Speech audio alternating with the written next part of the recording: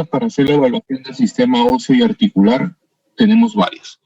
Dentro de ellas, las más convencionales, las más, se puede decir, dispuestas a la mano, a solicitar, y las otras que son un poco más específicas de acuerdo a la patología en la cual nos encontramos, ¿no?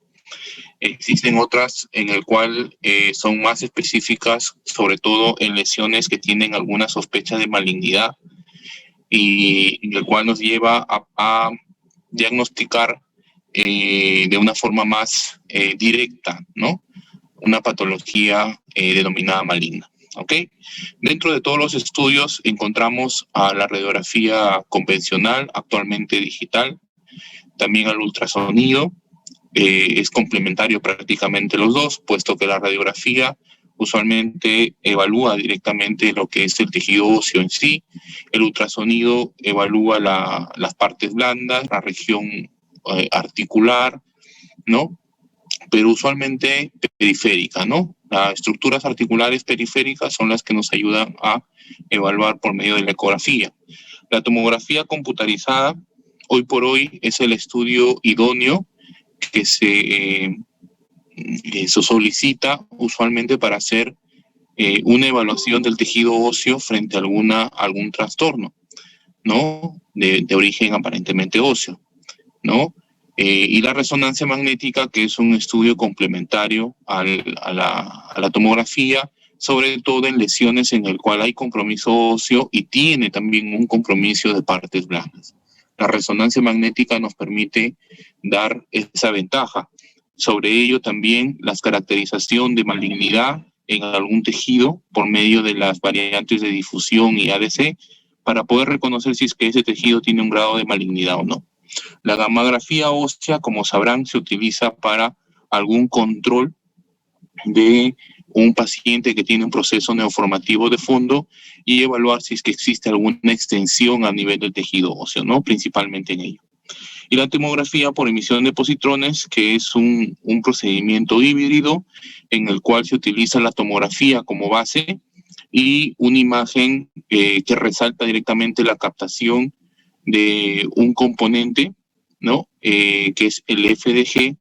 Esta captación usualmente ocurre en órganos que tienen un metabolismo alto, como el cerebro, el hígado, el riñón, el corazón, pero también los tejidos neoformativos de alta malignidad también tienen un metabolismo alto. Así que alguna captación en un lugar que no corresponde, entonces nos da a llevar a sugerencia de que existe la posibilidad de que este tejido sea maligno, ¿no? Entonces, esos son los 6 estudios en el cual debemos de tener en cuenta para poder tener a disposición para evaluar algún tejido óseo o de partes blandas en el cual nos ayuda a dirigirnos hacia el diagnóstico. Bueno, la radiografía simple o convencional tienen algunas características, ¿no? Es el examen básico para estudios de patologías del aparato locomotor. Se utilizó por primera vez o se inventó, ¿no? A partir de 1895 por este físico Röntgen, alemán, y tiene una amplia disponibilidad, tiene un bajo costo y es de fácil realización, ¿no? La información diagnóstica en este caso tiene algunas limitaciones, pero nos dirige hacia un panorama general, ¿no? De evaluación del tejido óseo. Aunque existen circunstancias en el cual si existe alguna característica en categórica, podemos ya definir con nombre y apellido algunas enfermedades específicas del tejido óseo. No es invasiva, ¿no? Tiene una radiación mínima y es una representación solamente bidimensional, ¿no? A diferencia de la tomografía y la resonancia magnética. Las desventajas, tiene un retraso en el diagnóstico porque no son capaces de evidenciar lesiones osteolíticas, o en el caso de variantes de la densidad de tejido óseo, donde debería de tener más o menos una destrucción del 30 al 50%, en este caso da referencia como 40%, y en el caso de lesiones escleróticas, debiendo haber una mineralización del 30%. que en el caso sí se puede ver por tomografía, ¿no? Existe una limitación para el estudio de las partes blandas. Solamente se produce una evaluación del tejido óseo en sí.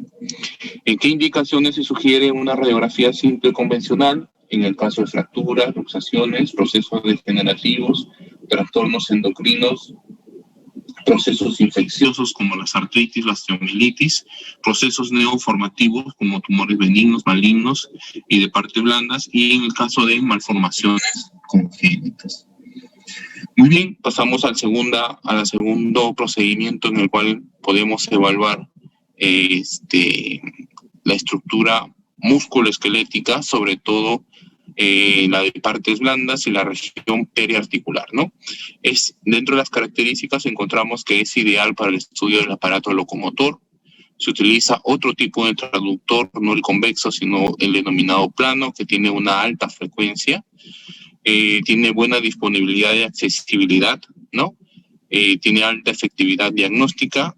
En la exploración normalmente es dinámica, ¿no? Nosotros vemos una lesión, le podemos evaluar desde un punto hasta el otro punto, desde un ángulo hasta otro ángulo, y podemos, mediante ello, disminuir la posibilidad de diagnósticos diferenciales o acercarnos más a un diagnóstico definitivo. El ultrasonido no es invasivo, no es lesivo, usa normalmente ondas de sonido, en el cual no tiene ningún efecto adverso. Dentro de las ventajas, normalmente es que la ecografía o el ultrasonido mucho va a depender de la capacidad del operador. No permite visualizar las estructuras óseas internas, solo la cortical, sobre todo en estructuras óseas, porque la parte interna va a tener una sombra que es producida directamente por el grosor de la cortical ósea. Está indicado en evaluaciones articulares para descartar derrame, detención de displasia de cadera, funcionalidad articular, en evaluación de partes blandas, en patologías musculotendinosas, ligamentos, fascias, en procesos infecciosos como la artritis séptica, en procesos neoformativos como los tumores benignos y malignos, en procedimientos de intervencionismo como drenaje, también ayuda, y en la cuantificación de colecciones. Sí, pasamos al tercer procedimiento que se utiliza directamente para la evaluación del tejido osteomuscular, que es la tomografía espiral multicorte. Dentro de las características es que se obtiene el mejor detalle del tejido óseo y articular con reconstrucciones en diferentes planos, ¿no? Es complementaria con la resonancia magnética para definir afectación cortical y perióstica en tumores óseos. Sirve para detectar, evaluar y caracterizar las fracturas. Sirve como procedimiento de elección para realización de punciones percutáneas en el caso de biopsias. Y la mejor técnica para evaluar anomalías óseas y calcificaciones. Hoy por hoy es el estudio primordial para evaluación del tejido óseo frente a algún tipo de trastorno, lesión o proceso neoformativo que tiene de fondo, ¿no? Las desventajas es que tiene mayor radiación, el costo es elevado en comparación de una radiografía y una ecografía, tiene regular accesibilidad, no todos los lugares se puede encontrar la tomografía, es restringido usualmente en gestantes y se indica usualmente para evaluar básicamente la estructura ósea, para evaluar fracturas con componente articular, lesiones tumorales o infecciones óseas, caracterización de secundarismo, ¿no? Para ver metástasis dentro del parénquima óseo, regular caracterización de lesiones de partes blandas y musculotendinosas y cambios degenerativos osteoarticulares.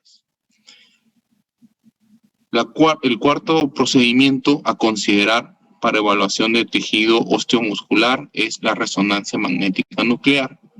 Dentro de ello, la característica es que nos permiten en una evaluación complementaria junto con la tomografía para el estudio del aparato locomotor. Es no invasivo, es un costo alto y tiene poca accesibilidad, menor que la tomografía. Dentro de las indicaciones, es el método de elección para el estudio de lesiones musculares, meniscales, ligamentarias, tendinosas e intraarticulares. ¿Okay?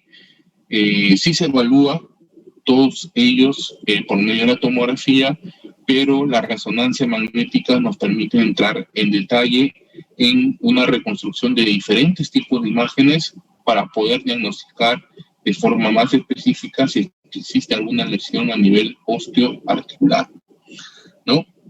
Nos permite clasificar también los tumores, nos permite tener detección precoz de la osteonecrosis, reconocer el componente del compromiso de las partes blandas.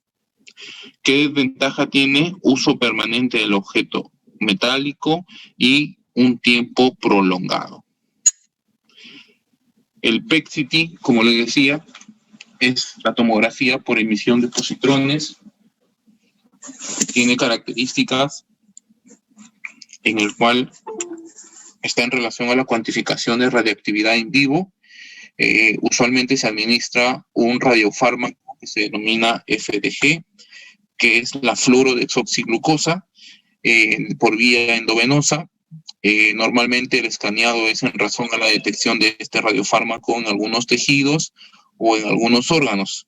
Fisiológicamente, tanto el cerebro, el corazón, el hígado, el anillo de Waldeyer, el tracto genitourinario y el tracto gastrointestinal tiene una captación de este radiofármaco, pero existen regiones donde no existe una buena captación y es donde hace la diferencia del tejido a estudiar, ¿no? Si es que el caso es neoformativo, con un alto metabolismo, produce más captación de este radiofármaco y por tanto nos da una imagen ya presuntiva de un tejido de alta malignidad.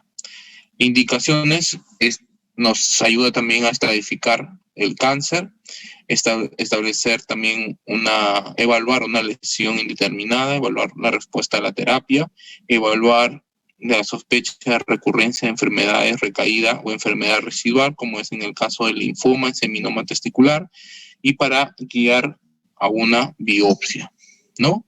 Aquí podemos observar dos grupos de imágenes de un estudio por PET-CT, en el cual resalta básicamente la captación del radiofármaco a nivel del hígado, del vaso, de los dos riñones, inclusive a nivel de los cuerpos vertebrales, pero principalmente en la primera imagen se detecta una captación de radiofármaco en el tercio superior de mi tórax izquierdo, donde se evidencia una imagen de aspecto ovalado, de alta captación del radiofármaco.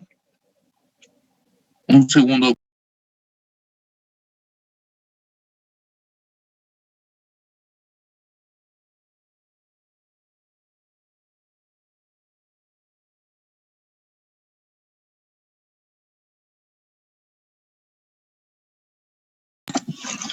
Ok, en la primera imagen vemos la lesión en el tercio superior de mi tórax izquierdo con una captación regular del radiofármaco FDG.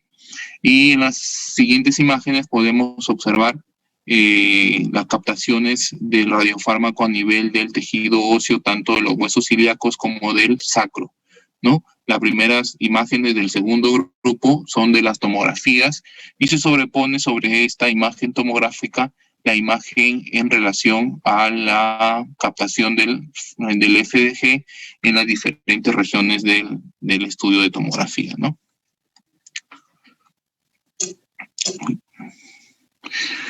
Y la gammagrafía, ¿no? Que es una exploración de medicina nuclear de mayor uso en patologías del aparato locomotor. Se utilizan los difosfonatos marcados con tecnecio, son los radiofármacos utilizados. El más usado es el tecnecio 99, se administra por vía endovenosa y la intensidad de captación depende de dos factores, que es la vascularización ósea y la actividad osteoblástica. Dentro de las indicaciones, se indica sobre todo para el seguimiento de pacientes oncológicos con riesgo de metástasis ósea. Acuérdense, en caso de metástasis ósea, detención de enfermedades inflamatorias osteoarticulares, evaluación de enfermedad de Payet, necrosis vascular y tumores óseos, y la de fracturas ocultas o pseudoartrosis. ¿Qué ventaja tiene? Gran disponibilidad, bajo costo y menor dosis de radiación, elevada sensibilidad y bajo costo, permite diagnosticar precozmente, y la desventaja tiene baja especificidad, es una patología que no produzca alteraciones osteoblásticas, como en el caso de mieloma múltiple, tiene su limitación para poder hacer esta evaluación, ¿no? Aquí podemos ver imágenes en relación a una gammagrafía, donde observamos una mayor captación, ¿no?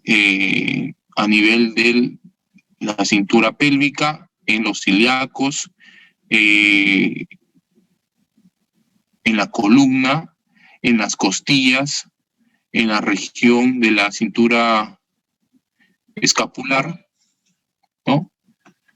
Y inclusive a nivel de el cráneo. ¿Ok? Listo.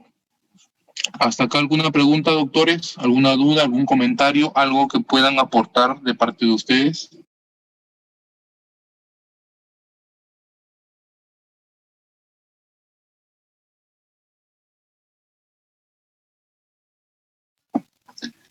¿Ninguna? Ok, todo bien entonces. ¿Están ahí? Ok, bueno, pasamos a los casos clínicos. Ustedes van a ir respondiéndose a sí mismos. Si en el caso hay algo que no se entiende o les genera alguna duda, lo comentan. Pueden interrumpir sin ningún problema y comentar o decir su inquietud. ¿Ok? Listo, caso clínico número 1. La idea de los casos clínicos es para enfocarnos más o menos cuál es el procedimiento con respecto a las solicitudes de la parte de imágenes. Y de acuerdo a ellos también familiarizarnos con algunas patologías que lo vamos a ir viendo en el transcurso de la exposición. ¿Ok? Listo. Mujer de 33 años presenta dolor continuo en la pared torácica derecha después de una colisión de un vehículo a motor 2 semanas antes. ¿Qué tipo de estudio se debe solicitar? ¿No? Es una pacientita que ha tenido un dolor y ha tenido una contusión en un vehículo hace 2 semanas, pero tiene dolor en la pared torácica. Puede que tenga que ver con la contusión, sí, puede que no tenga que ver, porque si no tuviera el dolor de forma permanente, ¿no? Desde el momento que ha tenido la contusión. ¿Qué tipo de estudio se debe solicitar? Se puede solicitar cualquiera de los estudios siguientes. ¿Cuál es la idea de este procedimiento que estamos haciendo? Es que tengamos una especie de escalonamiento, ¿no? Con respecto a las solicitudes de los estudios, ¿no? Básicamente nosotros vamos a solicitar siempre una radiografía como primera opción. Y como segunda opción, si es que lo amerita y es una lesión probablemente a nivel osteoarticular, la segunda opción sería un ultrasonido. Pero si es una lesión fuera de una región osteoarticular, normalmente la segunda opción sería una tomografía. Si es que esta tomografía o si es que esta lesión, por medio de la tomografía podemos observar si existe o no existe compromiso a nivel de partes blandas, se le pide una resonancia magnética. Si es que esta lesión tiene una sospecha de algún grado de malignidad, se le puede complementar con un PET-CT o con una gammagrafía. Así es el procedimiento, ¿ok? Para ahorrarnos las preguntas con respecto a qué procedimiento se utiliza. Entonces, se le realiza a esta paciente que tiene un dolor a nivel costal, en el cual tiene un antecedente de una contusión hace más de una semana. ¿Qué hallazgo visualiza? Es una radiografía de tórax en proyección póstero-anterior y en proyección oblicua, ¿no? En la radiografía póstero-anterior, a nivel parenquimal pulmonar no se ve absolutamente nada, está todo bien, pero a nivel de la costilla, en el hemitórax derecho, en el tercio inferior, se puede ver un ensanchamiento costal con una distorsión de la continuidad cortical, inclusive de su contenido esponjoso de la costilla, como lo pueden ver principalmente en la proyección oblicua. ¿Puede ser una fractura? Sí. ¿Es más probable que sea una fractura o otra lesión sospechosa?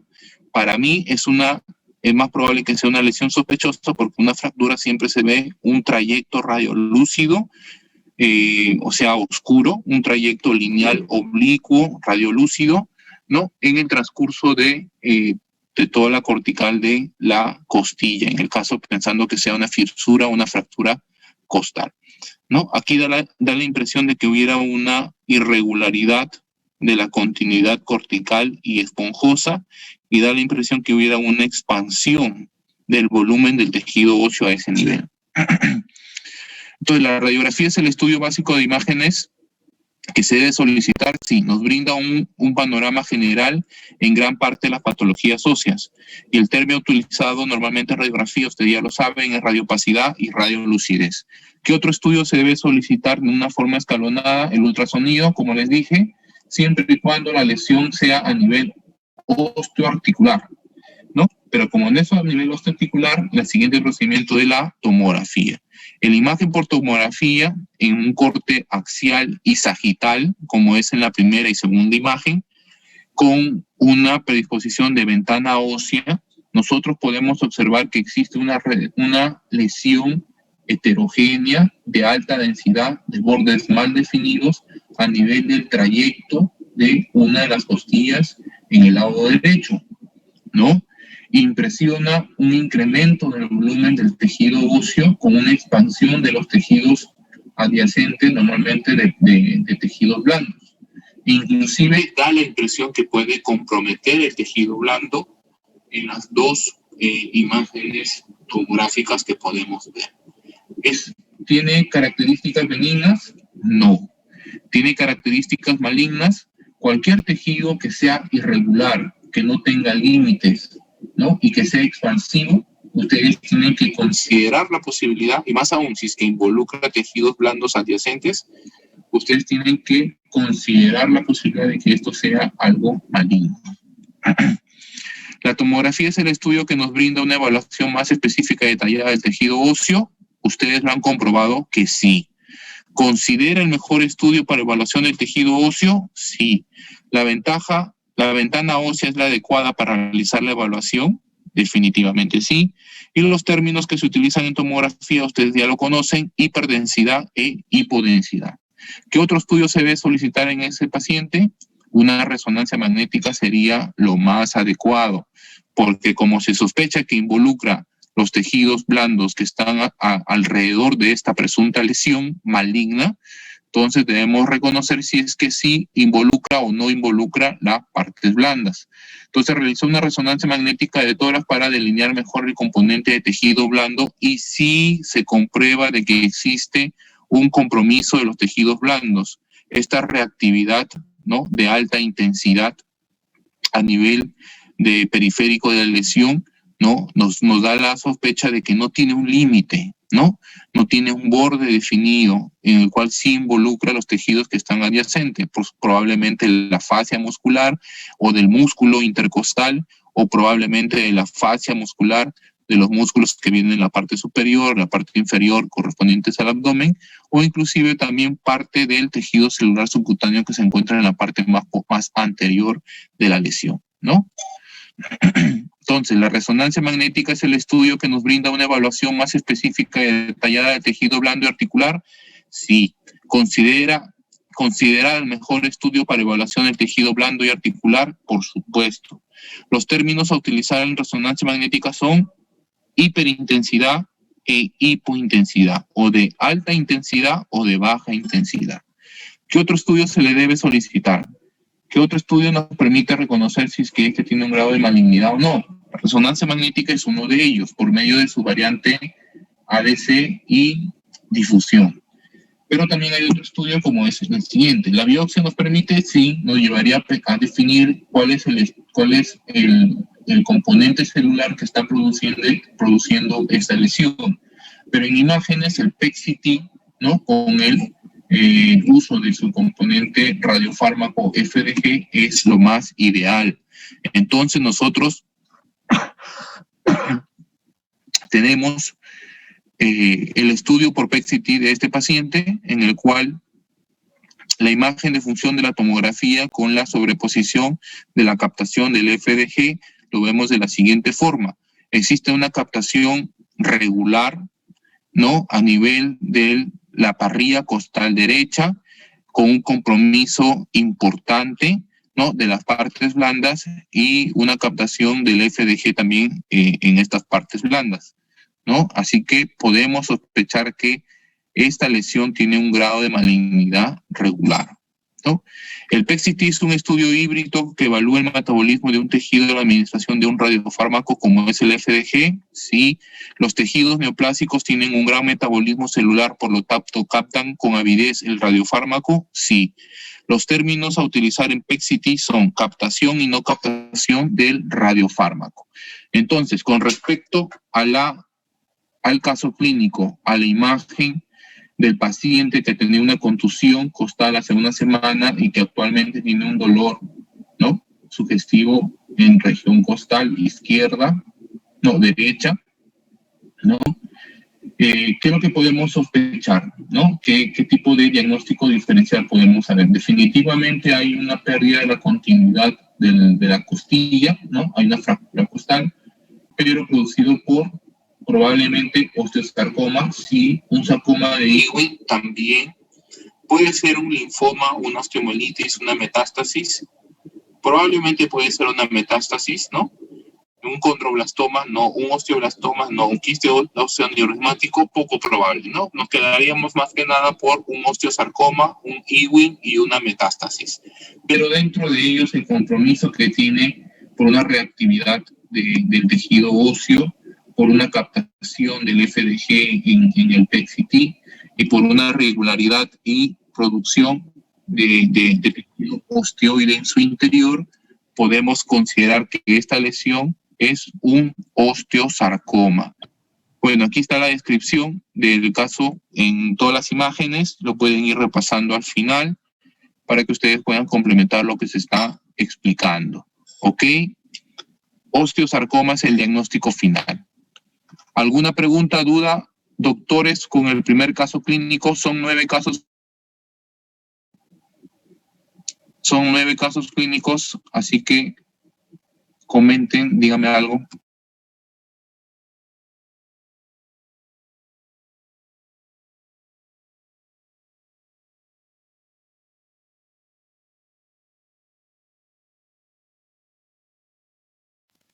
¿Están ahí, doctores? ¿Fueron a cenar?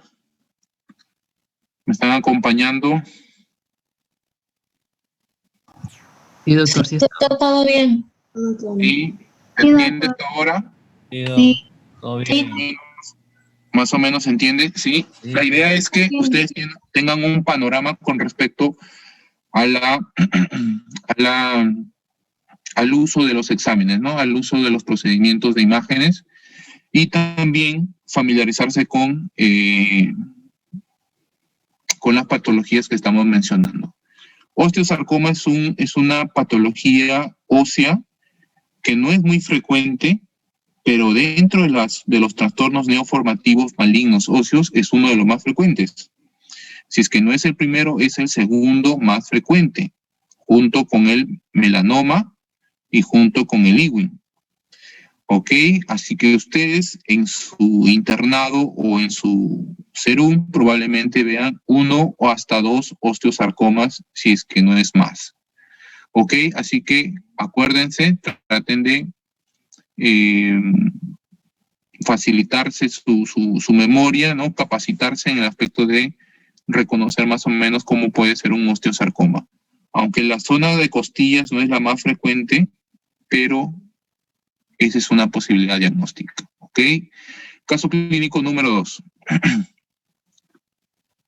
Hasta ahora somos 45, ¿no? 46 conmigo. Me dicen que son 65, creo que me dijo una doctora, algo así, ¿no? 60 y tantos. Bueno, espero que les hayan comunicado a todos los doctores para que después no exista ningún inconveniente en que uno no pudo ingresar por un motivo X y no por el hecho de que no se le comunicó. Estoy seguro que sí. Bueno, le pueden ir pasando la voz porque en el transcurso de la clase se pueden ir sumando, por favor, a los que faltan. ¿Listo? Caso clínico número 2. Niño de 15 años acude a emergencia con una historia de 2 semanas de tos persistente y productiva. El esputo ocasionalmente contenía sangre fresca en pequeñas cantidades. El paciente no tenía antecedente de fiebre, ningún antecedente familiar. El niño había visto recientemente al médico general, quien le había recetado codeína, que es un antitusígeno con un efecto limitado. En la presentación estaba hemodinámicamente estable. El examen físico reveló un dolor pleurítico del lado izquierdo.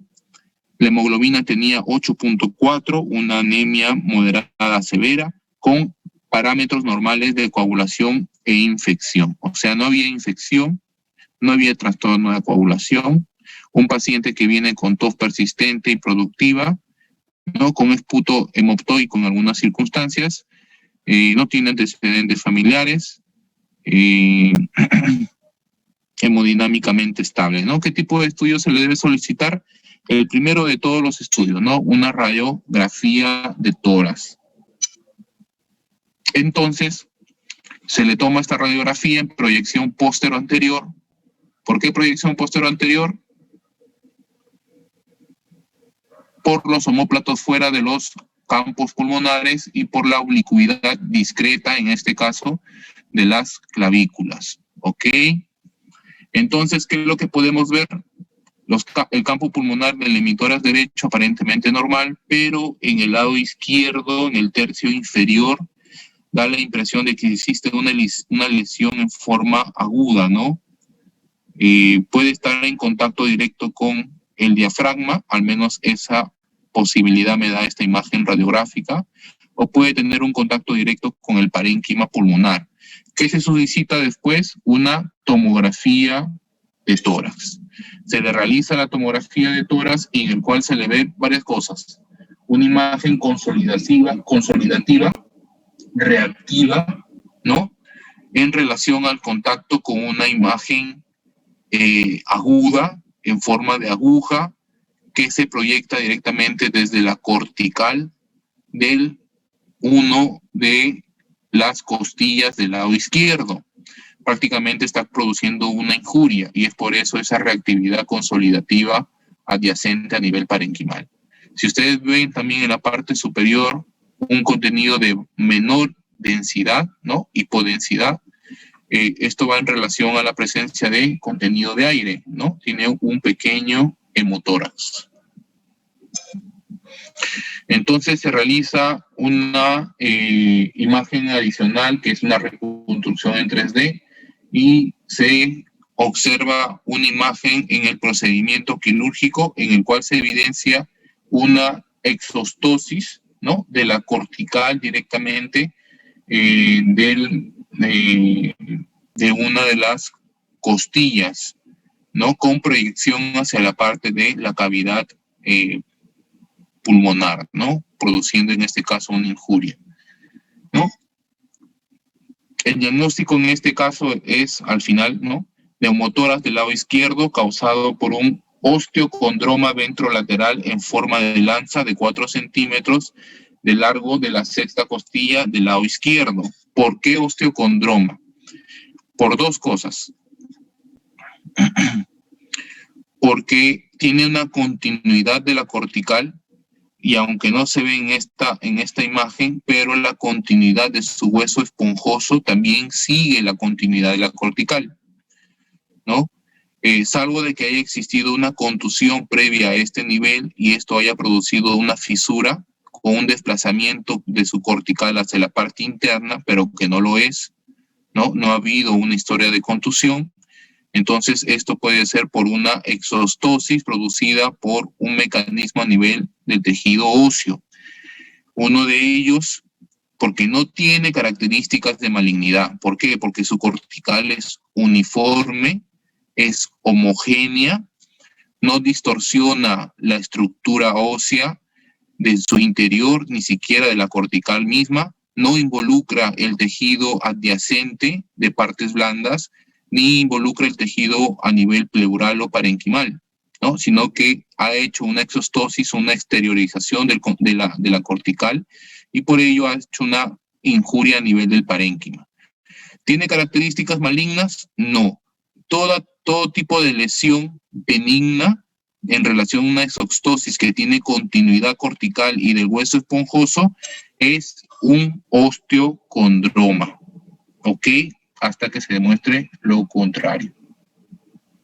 ¿Listo? ¿Alguna pregunta con este caso clínico? Hasta ahora estamos viendo dos casos de dos patologías relativamente importantes. El osteocondroma es mucho más frecuente que el osteosarcoma, como es una patología benigna, es mucho más frecuente, y ya van más o menos relacionándose con este tipo de términos, de este tipo de lesiones. ¿Alguna pregunta?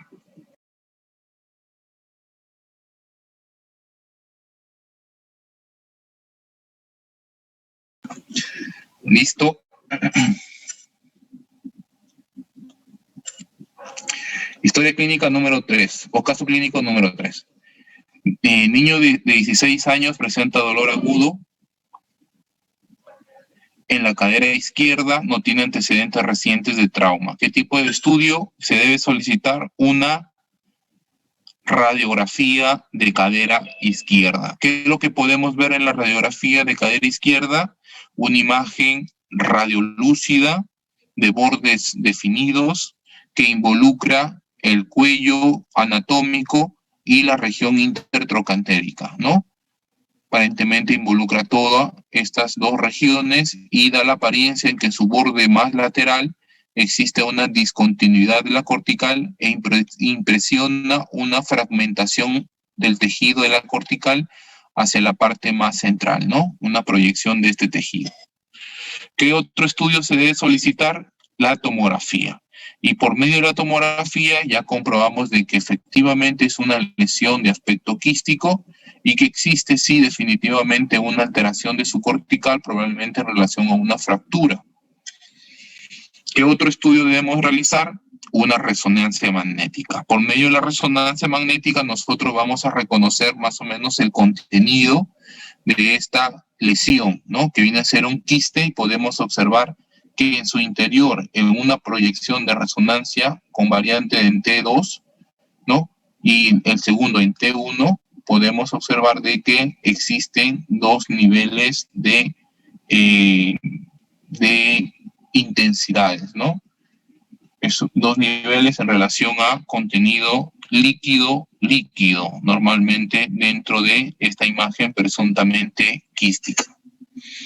El diagnóstico diferencial en este caso es un quiste óseo neurismático, quiste óseo unicameral, osteosarcoma telangiectásico poco probable. Ustedes ya saben que el osteosarcoma, que es un tumor maligno, produce una distorsión total irregular de la cortical, ¿no? Y que involucra directamente los tejidos blandos que se encuentran adyacentes.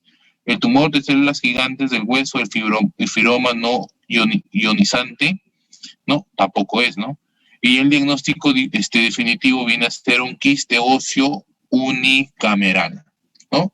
En la tomografía, no vamos a poder ver, no, en la resonancia magnética se va a poder ver niveles de líquido con capas de residuo en T2, ¿no? Como lo vemos en la primera imagen, hipointensos, compatibles en relación con hemorragia en su interior. ¿Ok? Caso clínico número 4. En un hombre de 35 años se presenta al departamento de emergencias con dolor en el hombro derecho después de una convulsión. Tuvo una convulsión y después de recuperarse tuvo dolor del hombro derecho y se va a emergencia.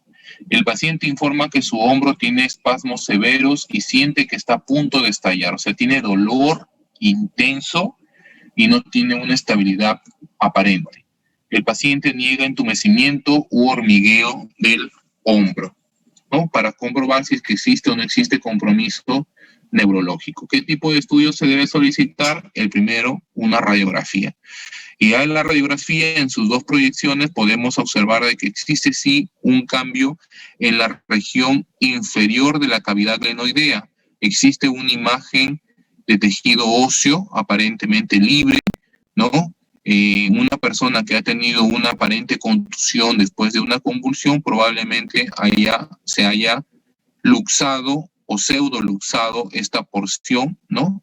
Con una luxación hacia la parte anterior produciendo un desprendimiento del borde inferior de la cavidad del tejido óseo de la cavidad glenoidea, produciendo una fractura. Eso es común, ¿no? Cuando existe una luxación, sobre todo anterior, que es la luxación más frecuente de las luxaciones del hombro. Existen luxaciones en las cuales la cabeza del húmero se va hacia adelante, hacia atrás o hacia abajo. Dentro de ellas, la luxación hacia adelante, ¿no?, es la más frecuente, del 80-85%, y dentro de ellas produce una lesión en el borde inferior de la cavidad glenoidea, como es en este caso. Eso se llama luxación de Bankart. ¿Ok? Se le pide una tomografía y definitivamente sí existe un desprendimiento óseo del borde inferior de la cavidad glenoidea.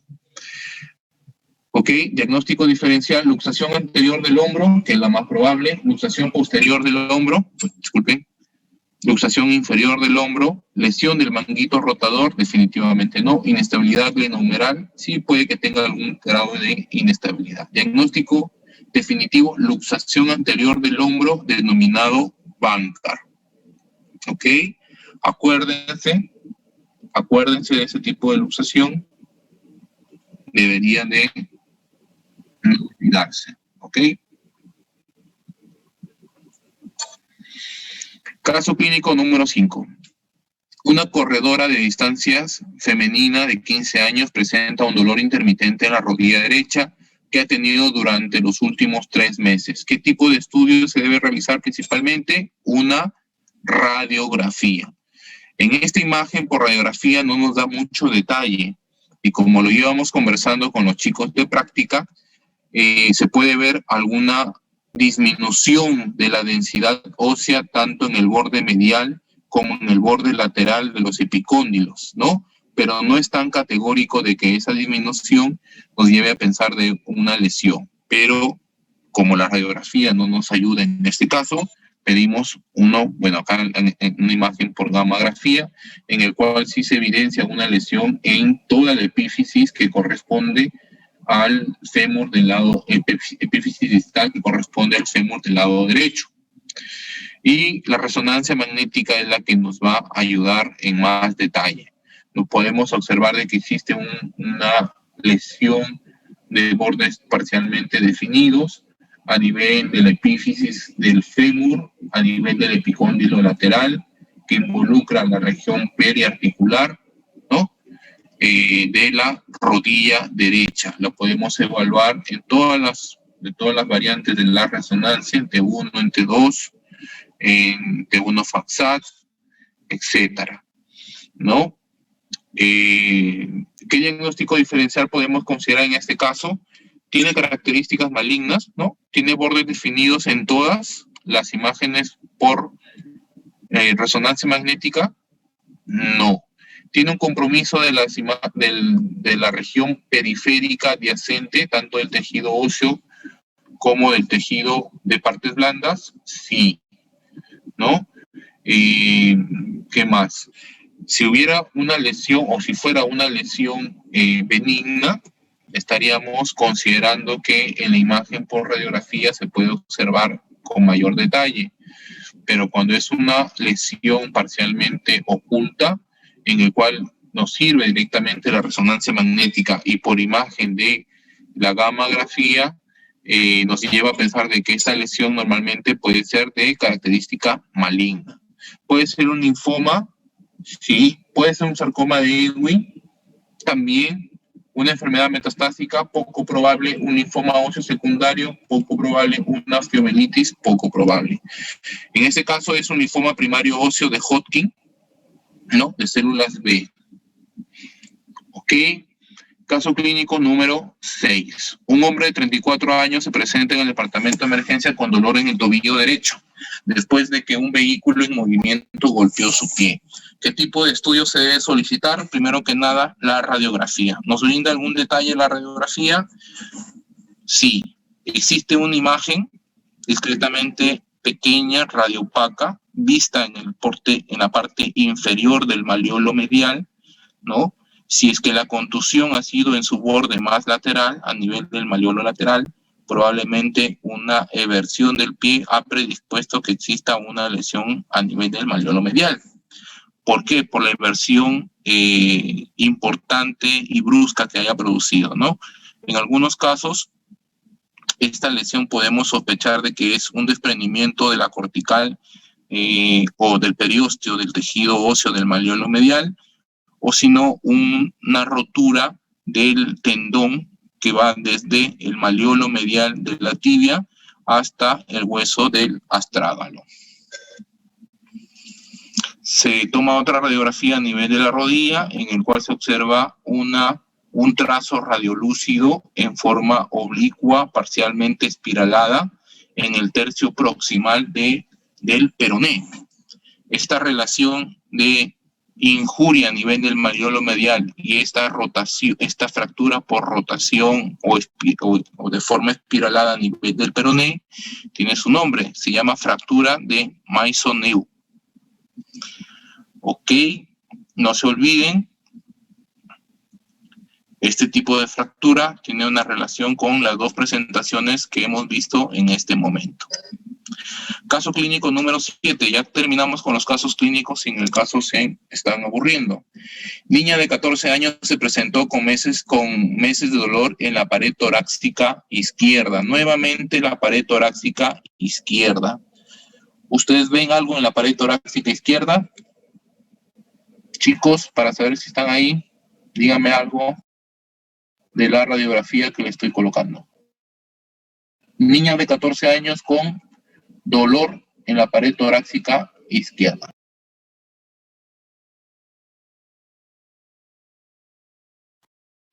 El apex. Sí, una grande. Un ensanchamiento, ¿no? Sí, definitivamente sí. Existe un ensanchamiento en el tercio medio del hemitórax, ¿no? En relación a la costilla anterior, ¿no? Del lado izquierdo. ¿Ok? ¿Qué se le pide? Una tomografía. Pero primero hay que resolver esta pregunta. ¿Cuál es la anomalía más destacada? ¿Fractura de la costilla posterior izquierda? No. ¿Masa mediastínica posterior? No. ¿Lesión de la costilla anterior izquierda? Sí, ¿no? Es lo que estamos viendo. ¿Neumotórax izquierdo? ¿Hay neumotórax? No está claro, ¿no? Aparentemente no. Muy bien. Se le solicita una tomografía y vemos lo siguiente. Corte axial, corte coronal, corte sagital de una tomografía en ventana ósea. ¿Qué es lo que se observa en comparación de esta imagen con respecto a las demás costillas? Es que incrementa su volumen, su contenido de tejido óseo es parcialmente borroso, a diferencia del resto de tejido de las demás costillas, e inclusive su cortical es parcialmente borrosa, ¿no? O sea, aparentemente hay un proceso permeativo en su interior, ¿no? Aparentemente esta es una lesión que involucra las partes blandas alrededor. Se puede decir que sí, no está tan claro, pero se puede decir que sí involucra las estructuras alrededor. ¿Tiene bordes definidos? No tiene bordes definidos. Es clara la imagen de lesión, no es clara la imagen de lesión. Entonces, por tanto, se puede sospechar de algo maligno. ¿Cuál es el mejor descripción de la lesión? ¿Es lítico con nido central? No. ¿Es expansible con avance cortical? Puede ser. ¿Es una esclerosis parcial de lucidez? No. ¿Es esclerótico con formación de matriz osteoide en su interior? Puede ser, ¿no? Una de esas dos opciones podría ser. ¿Hay un componente de tejido blando en la lesión? Sí, sí hay un compromiso del tejido blando. ¿Cuál es el patrón de osificación de las costillas? Osificación endocondral o intramembranosa. En este caso sería endocondral. ¿Cuál es el diagnóstico más probable? Encondroma, osteosarcoma, displasia fibrosa o sarcoma de Ewing, ¿no? El econdroma es una patología benigna. El osteosarcoma, como ustedes lo han visto, en el primer caso clínico tiene una caracterización similar, una distorsión con producción ósea de forma heterogénea, distribuida, de una forma totalmente regular, no lo tiene, ¿no? Una displasia fibrosa puede ser, ¿no? Produce también un ensanchamiento, una disminución de la densidad del tejido óseo, ¿no?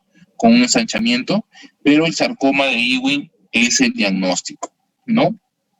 Es un sarcoma de Ewing. Entonces, ¿cómo se describe en el caso de la radiografía y la tomografía de esta lesión? Hay una lesión expansiva en la cuarta costilla anterior izquierda, sin opacidad pulmonar focal, sin derrame pleural considerable ni neumotoras. En la tomografía, lesión ósea expansiva en la cuarta costilla anterior izquierda, con heterogeneidad y rotura de la cortical interna. Es lo que nosotros veíamos, que no existe una continuidad de su cortical, daba la apariencia de que estuviera borrada, ¿no? Existe una densidad de tejido blando circundante asociado, o sea, se involucra tejidos blandos. Cuando involucra una lesión de tejidos blandos, definitivamente es poco probable que sea benigno. Hay una compresión mínima del pulmón adyacente, aparentemente no tanto, ¿no? Pero sí hay una, pero es prácticamente imperceptible. No se observan nódulos ni infiltraciones. Diagnóstico: sarcoma de Ewing. El sarcoma de Ewing tiene una distorsión del tejido óseo de forma permeativa. ¿Qué quiere decir permeativa?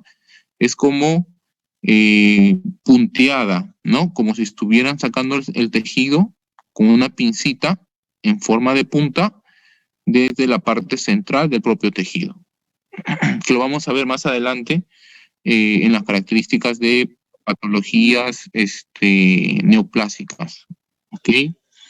Bueno, acá la descripción del sarcoma de Ewing, que ustedes ya lo van a revisar después de la exposición. Caso clínico número 8. Hombre de 19 años se presentó con una prominencia dura e indolora sobre la cara lateral de la rodilla derecha durante el último año, sin aumento apreciable de tamaño en el intervalo. No hubo cambios en la piel subyacente y hubo un rango completo de movimiento de la rodilla neurológicamente intacto. O sea, hay una lesión